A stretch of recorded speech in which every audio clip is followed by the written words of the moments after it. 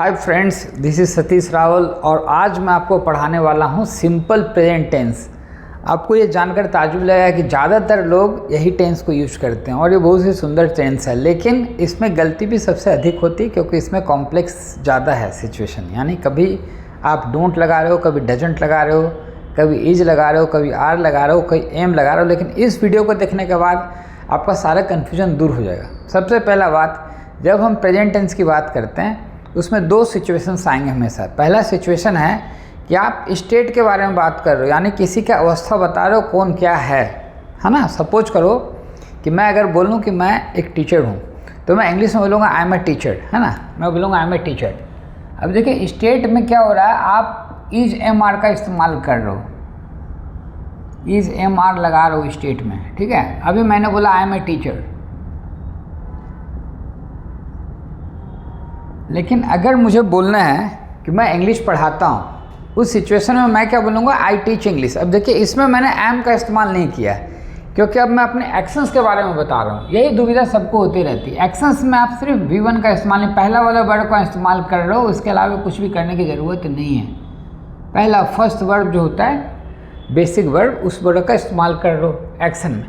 तो अभी मैं बोल रहा हूँ आई टीच इंग्लिश। अब इसमें देखिए मैंने एम का इस्तेमाल नहीं किया। जो ज़्यादातर लोग गलती करते हैं इंग्लिश में, वो यही गलती कर देते हैं कि वो इसमें भी एम लगा दे रहे हैं। एम नहीं लगाना आपको किसी हाल में, इसमें एम नहीं लगाना, है ना। आई टीच इंग्लिश, बस इसमें आपका काम हो गया, है ना। सपोज मैं किसी सिंगर के बारे में बात करूँ कि सोनू निगम एक सिंगर है, तो मैं कैसे बोल रहा हूँ, Sonu Nigam is a singer.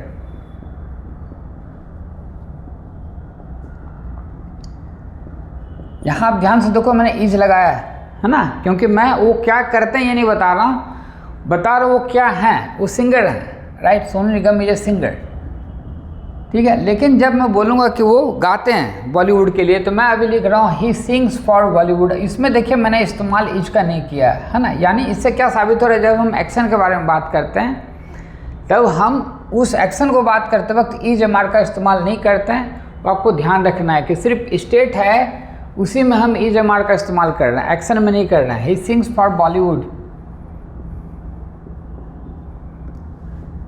इसी तरह से कौन क्या है ये बताना चाह रहे हो तो इज एम आर का इस्तेमाल करना, और कौन क्या करता है वो जो बता रहे हो तो उसमें कोई भी इज एम आर नहीं लगाना है। ये ध्यान रखिएगा, ये गलती सबसे होती है ना। जब आप नेगेटिव बात करते हो, नेगेटिव सेंटेंसेस का इस्तेमाल कर रहे हो, उसमें भी थोड़ा सा दुविधा उत्पन्न होता है, डोंट बोलना है कि डजंट बोलना है। जब आप थर्ड पर्सन सिंगुलर यानी कि ही से इट की बात करोगे, वहाँ पर आप डजंट इस्तेमाल करोगे। जब आप आई वी यू दे का इस्तेमाल करोगे, तब वहाँ पर डोंट का इस्तेमाल करोगे।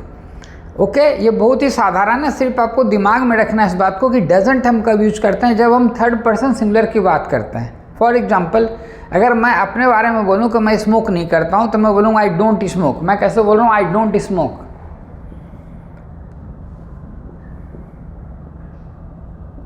ओके, अगर मैं ये बोलना चाहता हूँ कि मेरा फ्रेंड वो स्मोक नहीं करता, अब मैं बोल रहा हूँ my friend doesn't smoke. My friend doesn't smoke.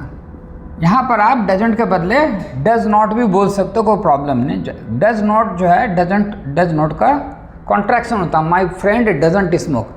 अब यहाँ ध्यान दीजिए कि जब मैं अपने बारे में बात किया तो डोंट बोला, और फ्रेंड के बारे में बात किया तो डजंट बोला, है ना। डज नॉट का कॉन्ट्रैक्शन हो गया डजंट, है ना। उसी तरह he doesn't, she doesn't, it doesn't, बाकी सब में आप डोंट लगाएंगे, है ना। I don't, we don't, you don't, they don't, है ना।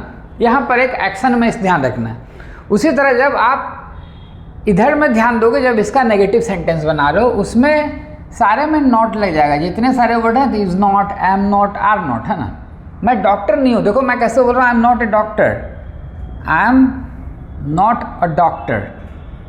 अब यहाँ पर आप ध्यान दोगे कि यहाँ पर मैंने एम के बाद नॉट लगाने की, जितने भी बी वर्ब्स दिख रहे हैं आपको इज एम आर, उसके बाद आपको नॉट लगा देना, उसको नेगेटिव सेंटेंस बना के। इसमें ये कॉम्प्लिकेशंस नहीं आ रहा कि डजंट लगेगा कि नहीं लगेगा। हमेशा याद रखिए, जब एक्शन की बात करोगे तभी डोंट और डजंट लगा रहे हो। जब आप स्टेट की बात करोगे तो उसमें is not, am not, are not कर रहे हो, है ना। I am not a doctor, है ना। He is not a teacher,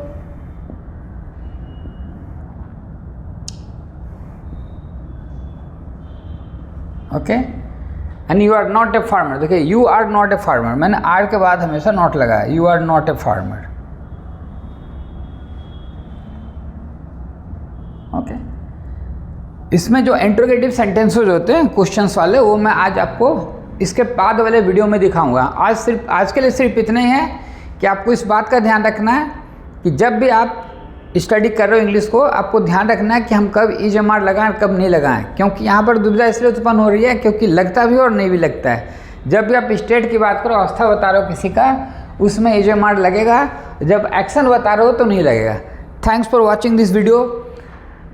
I hope कि आपको बहुत मज़ा आया होगा इस वीडियो को देखकर, और ऐसे काफ़ी सारे लेसन्स आपको मिलने वाले आगे जाके, है ना। सारे लेसन्स को मिस मत करना मेरे फ्रेंड्स, क्योंकि जब आप मिस करोगे तो वो एक लेसन रह जाने से उसके बाद वाला एपिसोड शायद आपको समझ में नहीं आया कि क्या सर पढ़ा रहे हैं। इसलिए सारे जितने वीडियोस मैं पब्लिश करने वाला हूँ सबको आप देखना, राइट। और मैं प्रॉमिस करता हूँ कि सारा टेंसेस को 1 महीने के अंदर अंदर सारे टेंसेस को मैं आपको टीच करूँगा, राइट। ज़्यादातर बुक्स में जो टेंस सिखाते हैं उसमें सिर्फ ये बताते हैं कि ये टेंस और ये स्ट्रक्चर्ड है। मैं आपको ये बताऊँगा उस टेंस को यूज कहाँ कर सकते हो, ठीक है। जैसे आज आपको बताया कि जब एक्शन बोल रहे हो तो आप सिर्फ पहला वाला वर्ड इस्तेमाल कर रहे हो, है ना, और जब आप स्टेट बता रहे हो तो EJMR बता रहे हो, ठीक है। I hope it's very useful for you. Thanks for watching this. आप फॉलो करना मत भूलना, सब्सक्राइब भी करना और बेल आइकन को जरूर प्रेस करना, क्योंकि नोटिफिकेशन तभी मिलेगा। Thank you.